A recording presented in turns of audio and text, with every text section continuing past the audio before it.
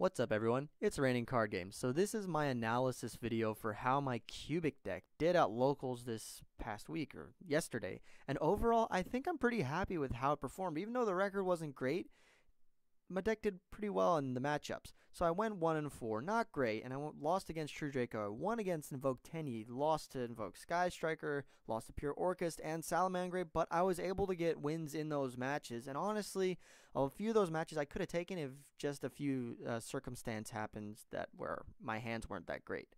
So let's talk about round one.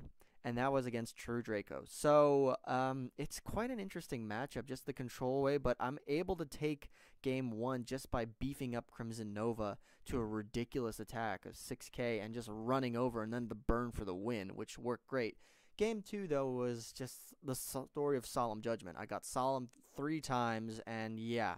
And then game three, I just bricked, so he takes that. For round two, I go up against Invoked Tenyi, which is really weird. So I haven't really played this before, but I was able to just take him out with Crimson Nova and a Cubic Wave, which literally just destroyed everything. And then the same thing, game two, I'm just able to get Crimson Nova and just run over everything he has, and then the burn for the win. So overall, Crimson Nova just turboing him out and just running over everything. It was a pretty easy match to take 2-0. So yeah, Crimson Nova definitely put in work that match. For round three, it was a really fun one. I go up against Invoke Sky Striker. So round one was interesting. I was able to set up a board, but eventually I get the OTK on field, but Crimson Nova is compulsed back to the hand, so he takes game one. Game two, I'm able to win just by getting Crimson Nova out and then burning for the win.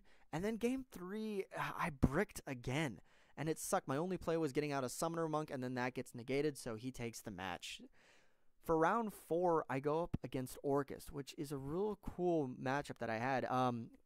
Game one, we go back and forth. He's able to get the Orcust combo out, and I get a Dooza out, and I'm able to double his attack with Wave just to stay on the board and poke, and we go back and forth until he eventually is able to out me. But game two was great. With Cubic Wave and Karma, I'm able to get up Crimson Nova to like 10,800 attack points and just blow him out with the OTK. And game three was kind of similar to game one, and then similar to my previous matchup, Summoner Monk's effect gets negated. I can't get the OTK. And then lastly, for round five, I go up against Salamangreat. So for the first game, I'm able to slow down his plays, negate the Baylings. I set up the OTK, and Crimson Nova gets taken with Crackdown. Basically, yeah, he takes game one because of that. I had game, but yeah, I lost out. Game two was a really interesting grind game. I flip up there can only be one, and then literally all he has is a Sunlight Wolf, and he just pokes at me, and we go back and forth, and literally it's just a top deck battle until I eventually get out Crimson Nova, but Super Poly's a thing. He takes it, and then he takes the game. So overall, let's go and see how it works.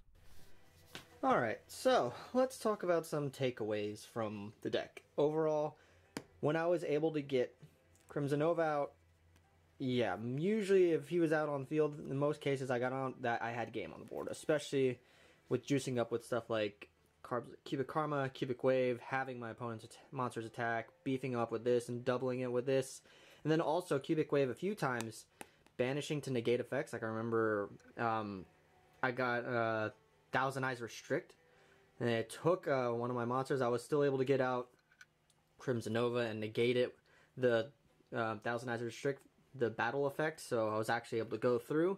And then yeah, these two, and then the fact that this is not a once per turn search from the grave is broken, so if I was able to power up Crimson Nova, pretty much I took game. So those are some great takeaways.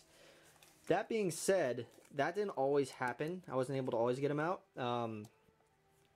Dooza put in some work. Actually, it's so interesting. Like, this is the first time I've actually had to really relevantly deal with his attack boost when, you know, a monster is sent to grave and everything.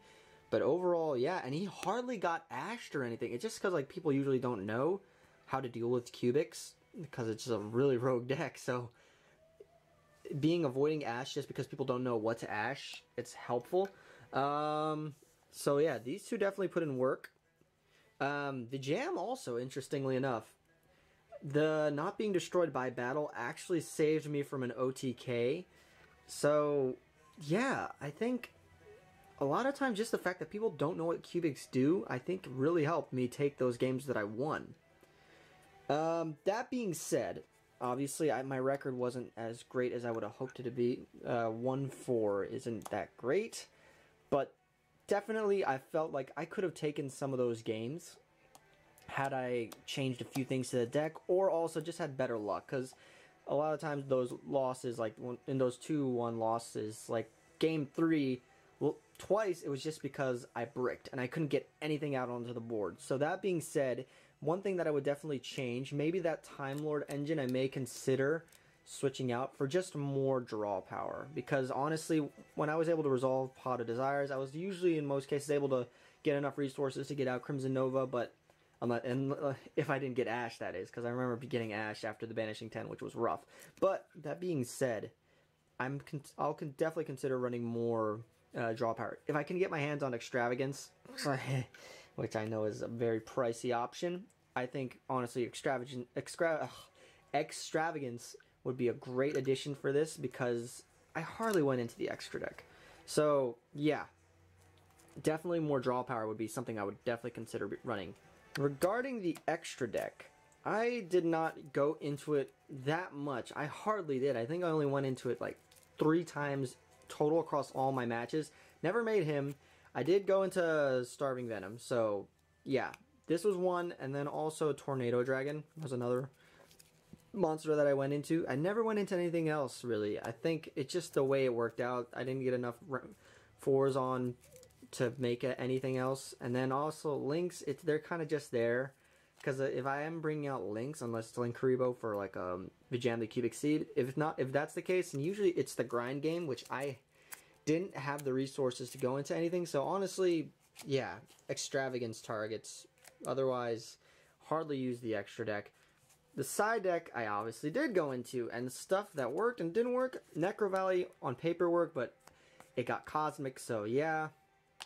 Against my True Draco matchup and everything, and Sky Striker, 20s and my Cosmics did come into play, so I'm glad I did go into those. Dark Ruler no more. When used once for an OTK, but then also this, not an OTK, but clearing the board in the next turn OTK. But at the same time, a lot of time in game 3 when I bricked, I'd have this in my hand ready to go, but I just didn't have enough resources to summon out Crimson Nova. I didn't really go too much into hand trap siding, and I did side in my Lancias for the Orcus matchup. I only saw them once.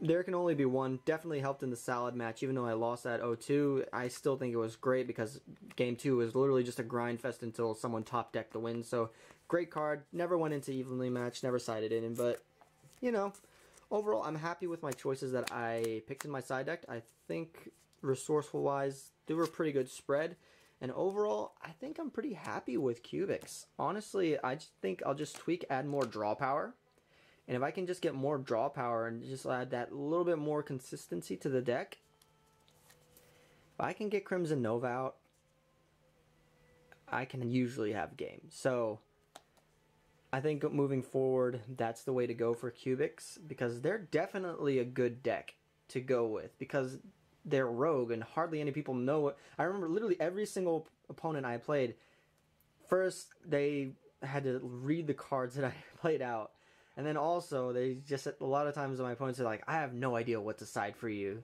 But so then really it came to game 3, just either I bricked or I had game. So yeah, overall I think Cubics are a great rogue strategy to go with, just because of the amount of damage they can do in the OTK potential. It's just they're a glass cannon. If you have the game on board, you got it. If you don't, it is what it is. But anyway, that's going to do it for today's video, you guys. So please go ahead and like and subscribe, hit that notification bell. And actually, this will be one of the last videos of a different archetype that I'm going to be doing for Fra, because my next video will actually be part of a series, which I'm going to be going for a while. So I figured I'd do something fun before I start this new series. Then again, the new series is going to be fun. But yeah, stay tuned for when that debuts, and I will catch you guys next time.